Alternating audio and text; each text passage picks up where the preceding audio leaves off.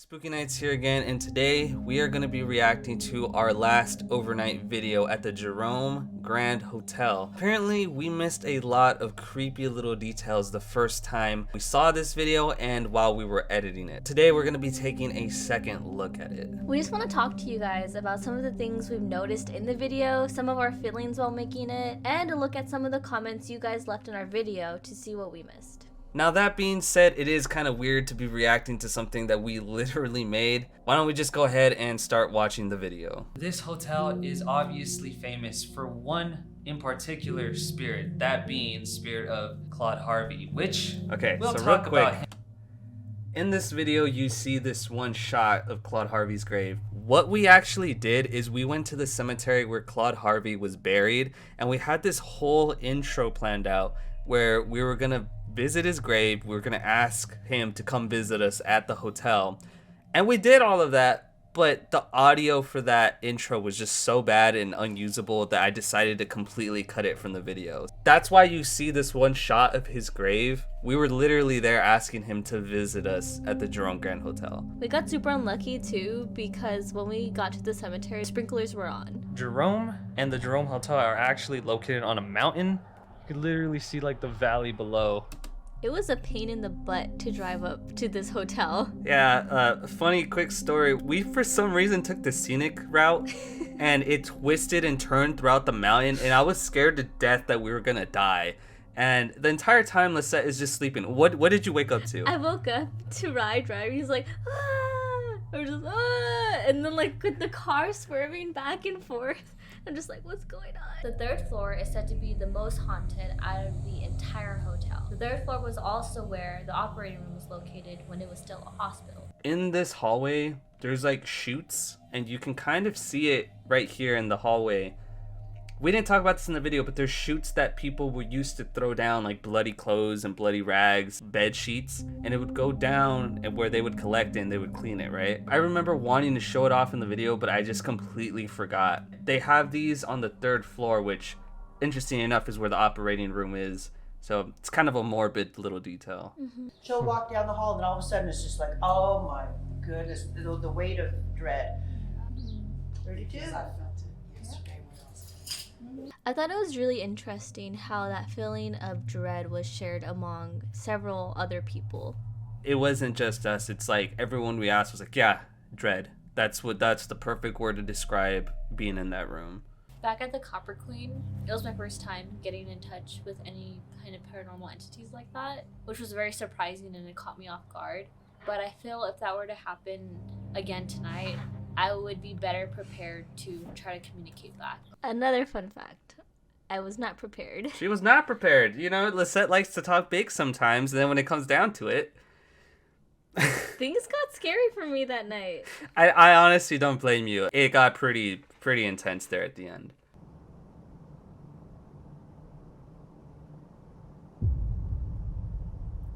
Ugh. That's still really weird to me.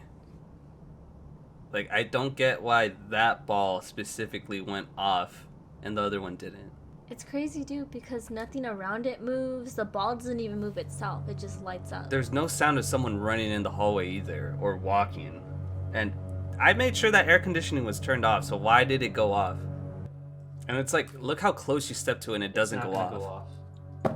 And even stomping. Yeah, so it has to like, be physically moved for it to go off. I'm not gonna rule out the fact that maybe the ball itself was faulty, but it's just really weird, you know, because it wasn't doing that throughout the entire day, just like in these specific like areas and points in the video. Mm-hmm.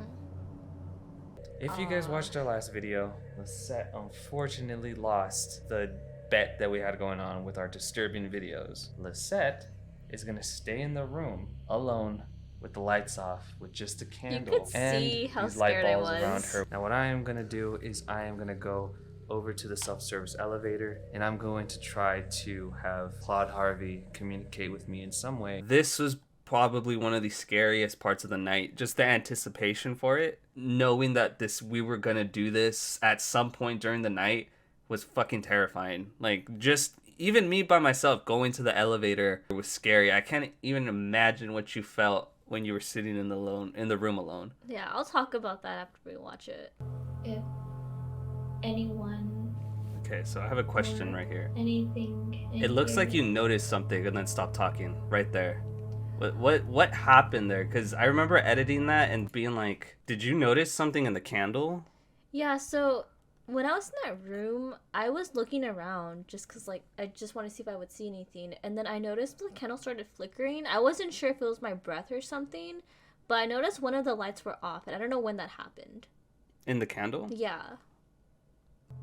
No one wants to talk. The balls lit up. Yeah, Yeah, I was when I was in the very elevator. disappointed that nothing reached out.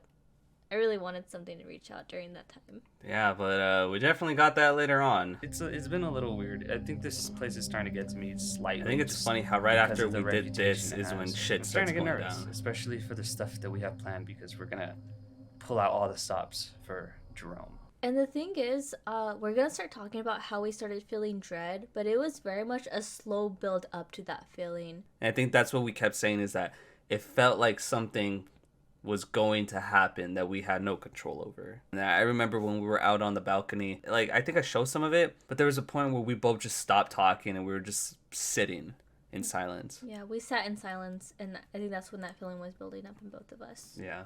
Yeah, it was right here. I was like, okay, I gotta document this because we're both feeling really fucking weird.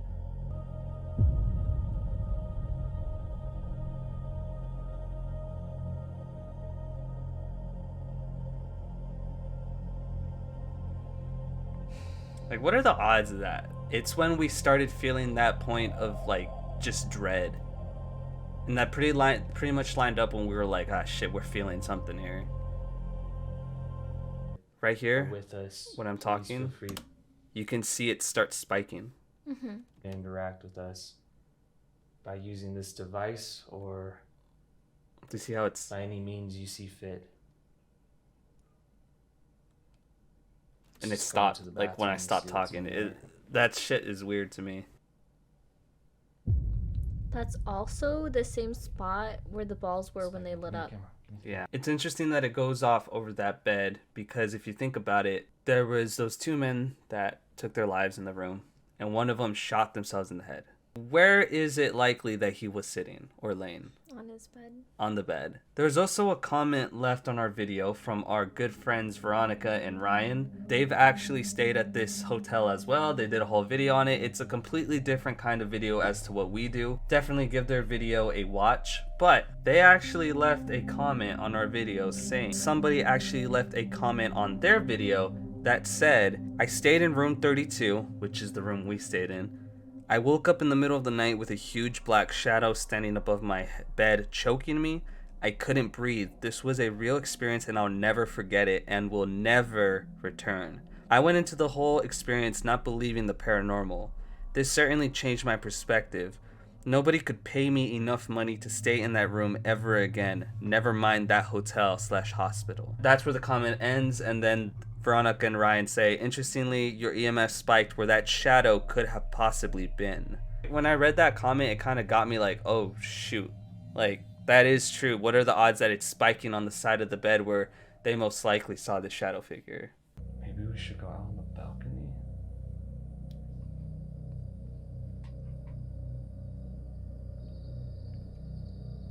Like right here. I think it's interesting how in both spots where the men possibly took their lives is where it's spiking. Especially on the balcony. Yeah. Well, I'll tell you one thing. Something's definitely making this go off, and I'm not sure exactly what it is.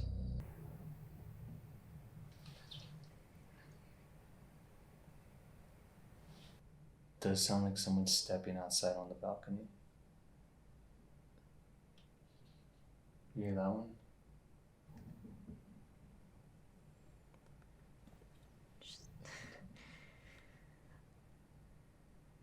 That's not the highway, that's like outside on the balcony.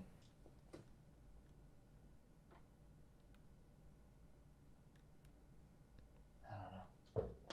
I don't know what that was, but it sounded like it was directly outside of the balcony, which is scary because that's where we had that EMF pulsating at. That's where the man threw himself off. It just makes a lot of sense. I personally don't think it was the wind, because the wind was blowing all night and it literally never sounded like that. It couldn't have been somebody else on another balcony, because it literally sounded like it was coming straight from outside our balcony door. Maybe there was a bird that landed that we didn't see at the time. Yeah. It's a small detail, but it's something that kind of freaks me out. Can you tell us how you passed away?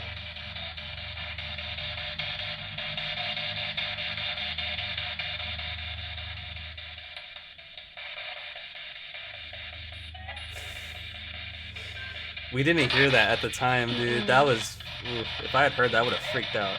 Is there currently someone outside of our balcony?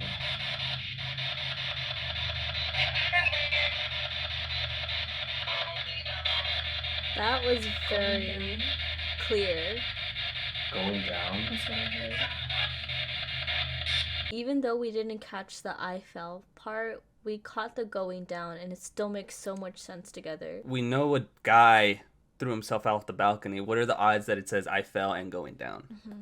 Hearing the stuff that we missed just makes everything make more sense. It is more scary because it does make more sense. Claude Harvey, are you still in this hotel? I will say, saying his name in the room was very scary for me. I had to build myself up to do that. I did not want to do that. It's interesting what happens here. Could you give us a yes or a no?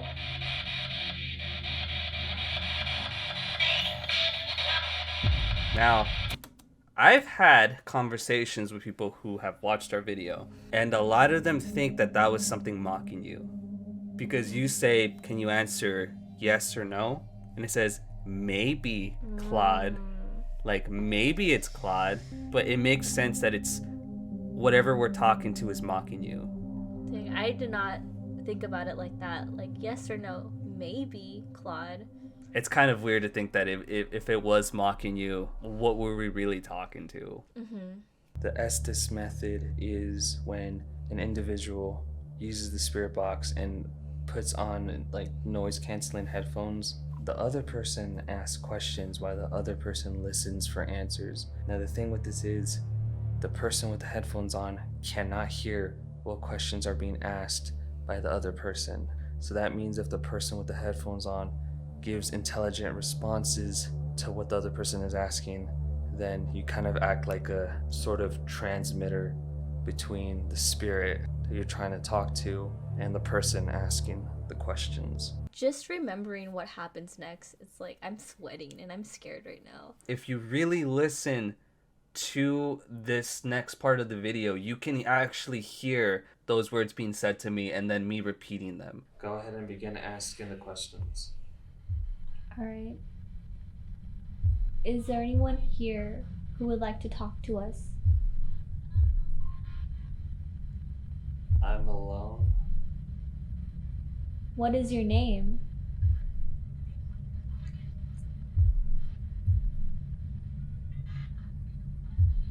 Don't give up.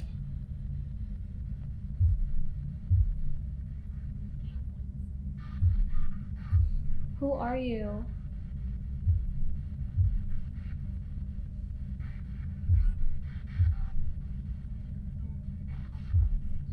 I don't know. Were you a patient? Move on.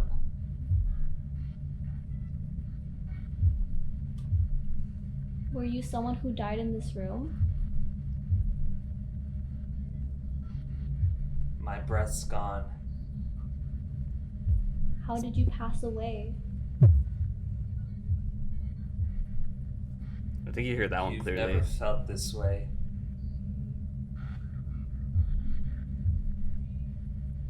Were you feeling dread? Get us out. Who is us?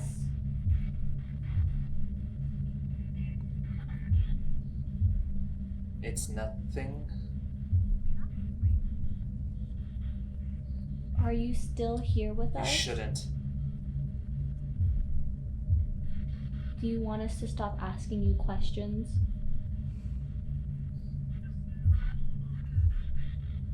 Just stare. You could hear it when it says it. Oh gosh. Okay.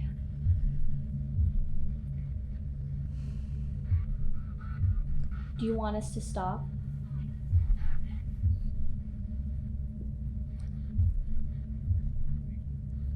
Behind. Okay, David, I'm done. David. Closet? David, I'm scared. I'm still recording, but let's stop. Did you not just hear what I just I said? heard you. Let's stop. I was So that was the scariest part of the night for me. It got really scary for me when I asked if they wanted us to stop and they said just stare, because I didn't know what to look at. I didn't know what to say. And after that I asked again, do you want us to stop? And then, as if they're telling me where to look, they said behind. And I don't know if they meant behind me, behind Rye. I could not hear when Lisette was telling me, like, yo, let's stop. And the last thing we hear is closet. And then you touch me and I'm just like, holy shit. Like, it got me so scared when you touched me. I was just like, what the hell's going on? It didn't really click with me what it was actually saying until I thought about it after you, like, got me out of there. One interesting thing that I want to point out that we did not catch the original time I edited this video, and even until I put this video out, which scares me the most, is what it says at the very, very end once I take my earphones off, and you can hear it clear as day. Okay, listen for it. I'm still recording, but let's stop. Did you not just hear what I just I said? heard you. Let's stop. I was asking Right there. if you. Let's stop. I was Flagstaff. Now, what's so interesting about that is that after we visited Monte Vista down in Flagstaff, Arizona, we started noticing some weird stuff happening in our own personal lives. It got kind of weird. We really felt like something got attached to us on that trip, although that was probably one of our least eventful trips. After we go to Flagstaff, we start experiencing all these things, and then when we're doing this session, it says Flagstaff? Like, what are the odds of that? The last one before you interrupted me said behind I got that. closet.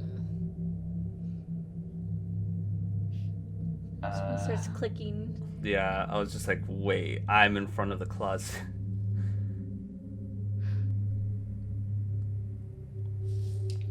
The closet is right behind me. I know. Uh, I don't think they liked answering these questions. I don't think they wanted to talk to us. I don't feel good. I genuinely feel sick to my fucking stomach right now. I think it's the feeling we felt earlier. No, I actually feel like I'm gonna throw up. Hold on. Thinking about that feeling, like, makes me sick right I have now. like a really nauseous feeling now, Mhm. and it hit me when you stopped me. Like, I didn't feel that way while I was doing it, and then out of nowhere, when you like got me on the shoulder that you wanted me to stop, I feel like nauseous as hell. With you getting nauseous, like after being knocked out of it, that's what makes me truly believe like they were like using you as like a way to communicate. I think personally, I did a poor job of explaining this in the video. I think that when you touched me, I got so scared that it made me sick. Like, it made me nauseous. I don't think it was something paranormal. I don't think something got inside of me.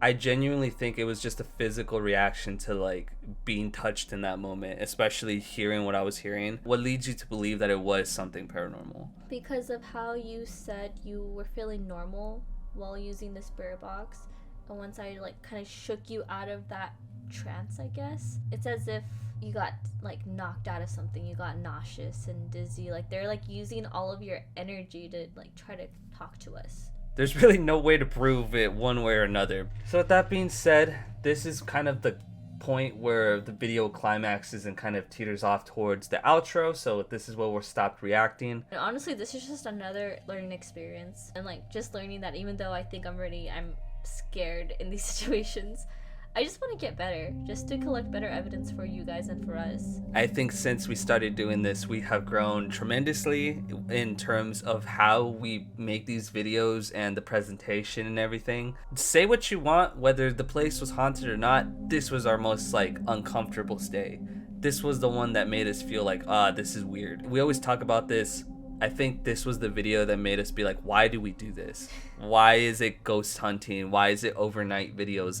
That we decided to do out of anything that we could have been doing on YouTube. I don't think I'd have it any other way. I love doing it, even through all of the crazy stuff that we've had happen to us here in this video and in past videos. I love seeing what comes out of it. But anyways, guys, that was our reaction to the Jerome Grand Hotel overnight video. Our biggest one yet is coming up, and I don't want to say what it's called, but if you look up the top 10 most haunted houses in the United States, it is one of those top 10. That video is going to be coming out in October. I think we have kind of like a special little video in between then and now. Even though it's July, we are ready for spooky season, ready to bring you those spooky videos. We'll be going to the Oogie Boogie Bash, Universal Studios Halloween Horror Nights. This has been our reaction. Thank you guys so much for watching. On that note, I'm Lisette. And I'm Ryan Malik. And this has been Spooky Nights. We hope you guys have a great night. And we will see you guys next time. Peace out. Peace out.